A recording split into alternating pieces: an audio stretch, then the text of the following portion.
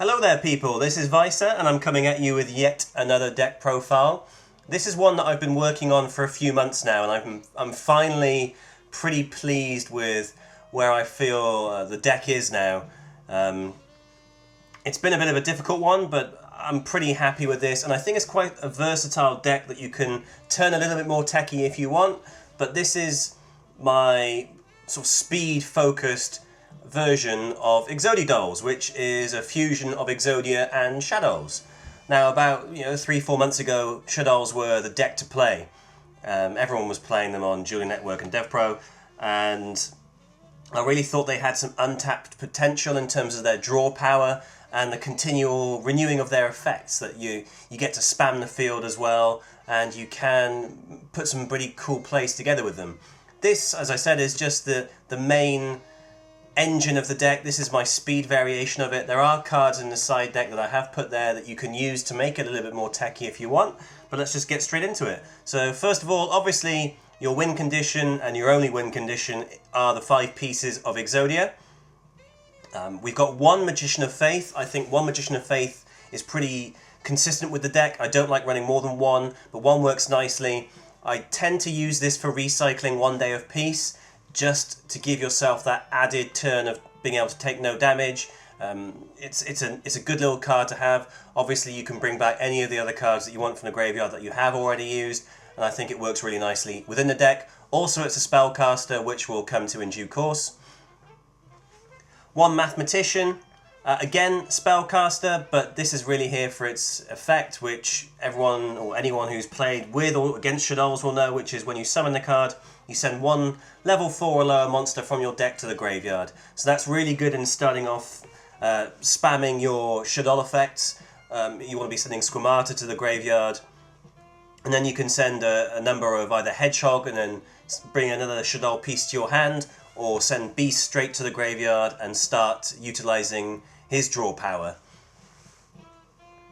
2 Beasts, again, he's mainly in there for the draw power, which is why I've got 2 of him. The difficulty is obviously we can't really normal summon with the way the deck plays, but using Falco, you can get Beast onto the field and use his flip effect, which is draw 2 cards and discard 1. That's really handy because you can discard your Exodia pieces to the graveyard.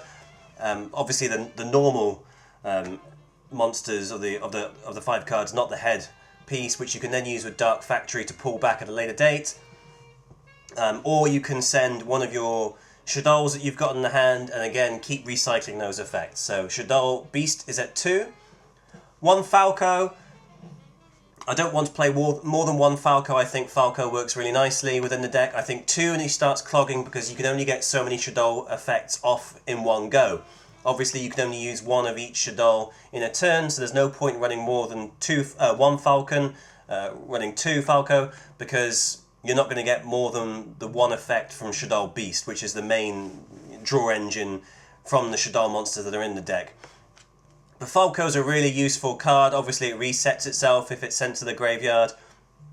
And if it's flipped, then you can resummon it back in defense position. That's the weaker of the 2 effects, because if it's about to get popped again, you then don't get the ability to bring another Shaddol creature from the grave onto the field. So just do be careful with that.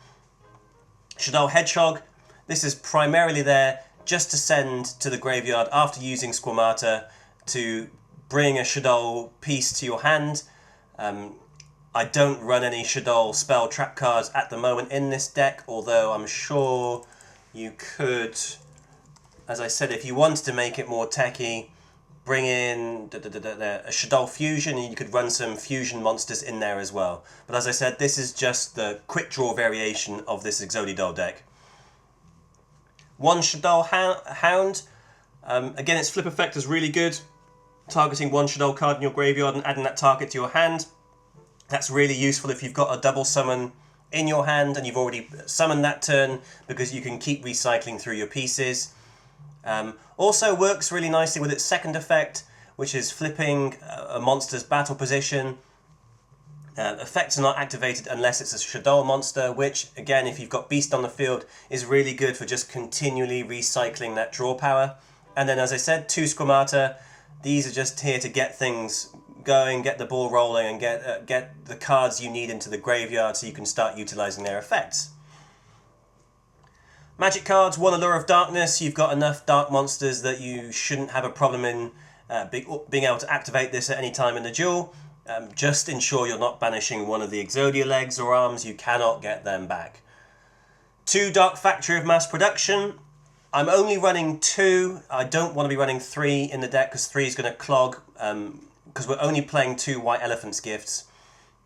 So just be careful when you're using that and you're dumping Exodia pieces into the graveyard, because you've only got 2 Dark Factory in there. But that only having 2 allows you to play more aggressive draw combinations. So Dark Factory is at 2. Dark World Dealings is at 2 as well. Dark World Dealings works really nicely with the Shaddolls, because Shaddolls get their effect when they're sent to the graveyard, and it doesn't matter how they're sent to the graveyard. It's not like Dark World deck where they have to be specifically sent to the graveyard. Shaddolls just need to hit the graveyard, that's all they care about. So this can also help in getting those effects, those effect combinations starting. 2 Double Summon. This is really nice if you've got Mathematician in hand and perhaps Squamata or another level 4 or lower Shaddoll card. It allows you just to start those plays a little bit quicker. Also gets a couple more monsters onto the field that you can use with your draw power cards down the line. Double Summons at 2. 1 Foolish Burial. You can use this again with the Exodia pieces apart from the head, or any of the Shaddol monsters. Putting the Exodia piece into the graveyard is fine. If you've, say, used one already with White Elephant's Gift and you want to bring one back, so use Foolish Burial to get it in there so you can activate Dark Factory to bring both of them back to hand, or you can use it with any of the Shaddolls, primarily Squamata, to get the things, to get the effects rolling. 2 Hand Destruction, same reasoning as Dark World Dealings. You're going -1, but the theory is you'll be able to pull that back by utilising Beast's effect and all the other Shaddoll effects to get the ball rolling. 1 Day of Peace. As I said, I like using this with Magician of Faith. Just allows me to stall for that extra turn that I wouldn't otherwise be able to do. But 1 Day of Peace is a standard card in any Exodia deck. 1 for 1. If there's one card that I'm uncertain about works with the deck, it's perhaps 1 for 1. I might take it out and replace it with Pot of Duality. The problem with Pot of Duality is obviously I can't special summon, and given it's a Shaddoll quick draw deck, that kind of hurts my plays in the long run. I might take 1 for 1 out and put Dark Hole in. Dark Hole will then activate any effects that are on, of those Shaddolls that have been sent to the graveyard. So 1 for 1 might come out for Dark Hole, but at the moment it's still in there just to get an Exodia piece onto the field and use it in conjunction with White Elephant's Gift or Wonder Wand. Soul Charge, really handy when in a crunch. Again, if you've, say, got a Wonder Wand or a White Elephant's in hand, you can bring back the relevant pieces that you need that are in the graveyard and just drop them back into the graveyard and get the draw power going. You can use this to utilise synchro plays, but whilst this deck has is inspired slightly by the Exodia Quasar deck, this doesn't have the same strength of backup that the Exodia Quasar deck offers. Exodia Quasar, if you're not going to pull off Exodia, you can relatively easily get to Quasar still. In this deck, there are no boss monsters. While I do have a couple of high-ranked synchros, the aim of this deck is not to pull off a synchro play. The Soul Charge is there purely to get monsters back onto the field and recycle their effects.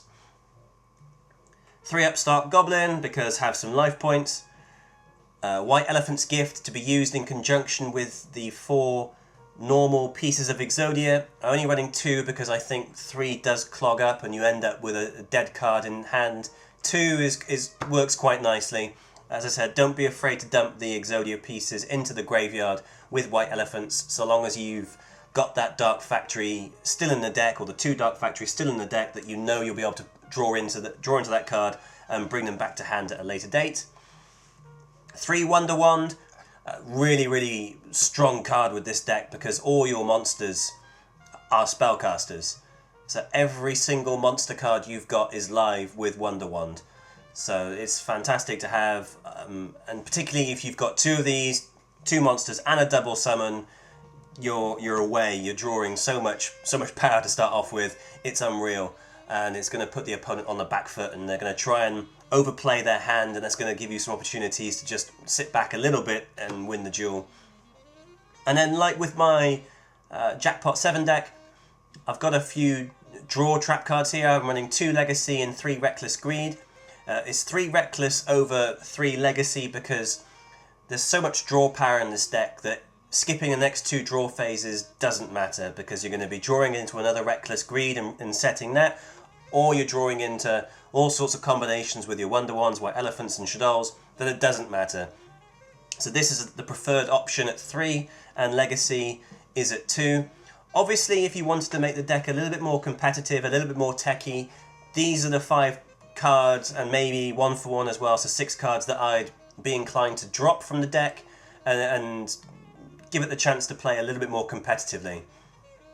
The side deck, as with my other deck, is more about ideas than it actually is a genuine cider deck. So I've got Royal Magical Library. I haven't tested it yet, but because of the number of spell cards in the deck, you'd think you'd be drawing live with Royal Magical. The problem is you'd probably have to run multiples of it, and whilst it's a spellcaster and still does work with Wonder Wand, I just am concerned that I'd have to run too many copies of it, and I'd have to take out too many other cards that guarantee me the draw. You know, I'm having to play 3 magic cards just to get the 1 back, when I could be playing the trap cards that I have that will draw into what I need a little bit quicker. Another Mathematician and another Beast. I don't think you'll need to play 3 Beast in this deck, and I've tried 2 Mathematician. It does work quite nicely, but I prefer Magician of Faith to the second Mathematician. 1 Book of Moon. This is one of the cards you could bring into the deck to make it a little bit more techy. Obviously then, if you're, say, summoning or special summoning Beast using Soul Charge from the graveyard, you could use Book of Moon to set the card and then get its effect at a later date. Or use it to obviously hurt your opponent if they pull off a play, and just setting their monster face down to stop any effects that they might have going off.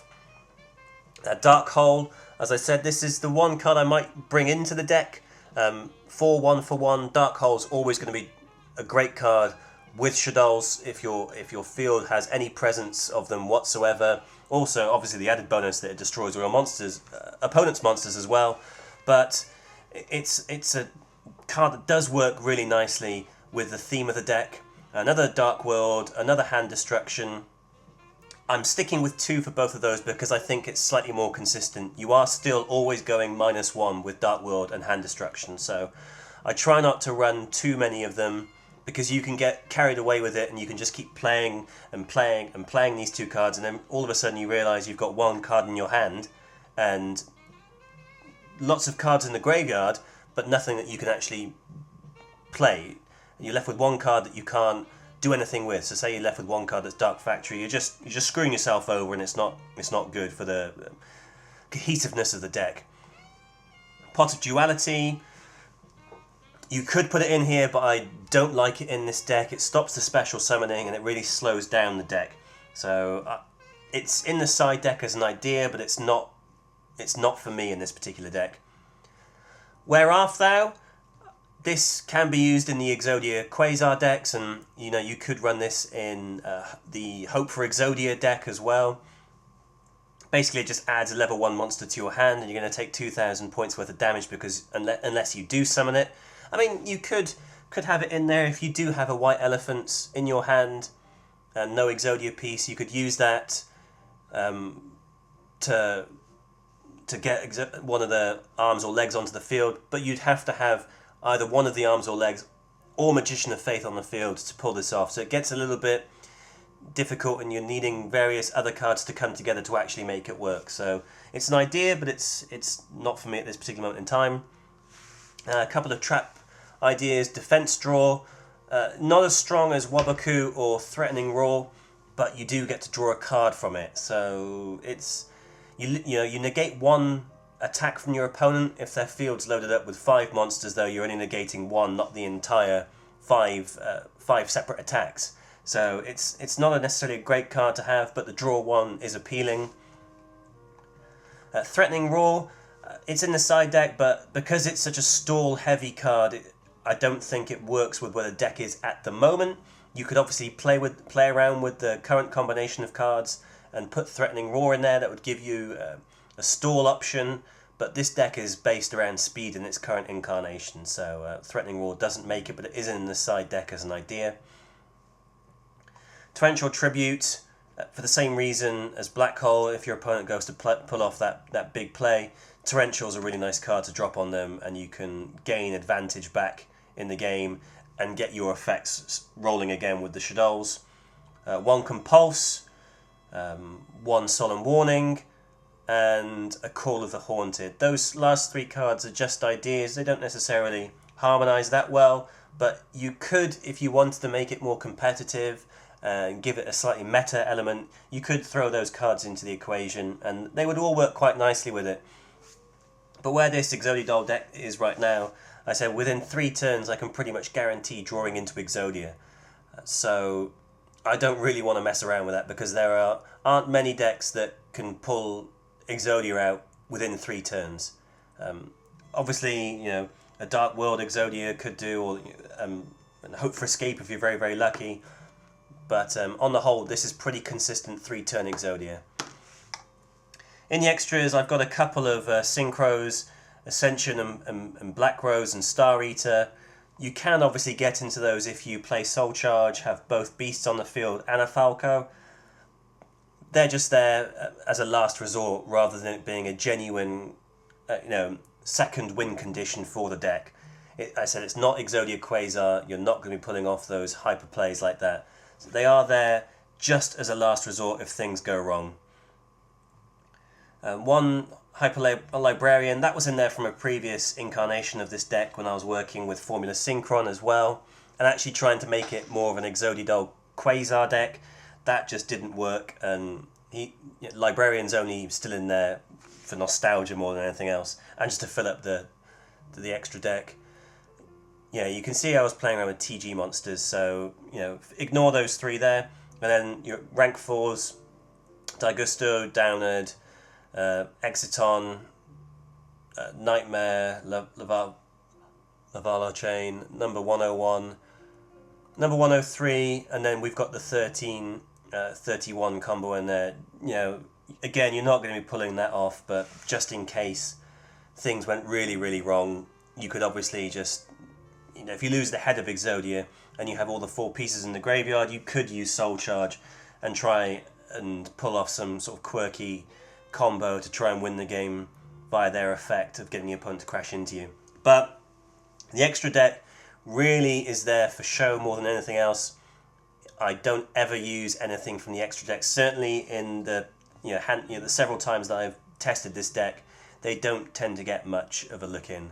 So this is the main part of the deck. This is what you want to be focusing on, but I do think there's good potential there that you could flesh it out, you could tech it out and make it a little bit more competitive. But if you're looking for a speed version of Exodia, Shaddolls or Exodidolls, this is the definitive version. So thanks for watching. Let me know what you think in the comments below, and I might have something for you again soon.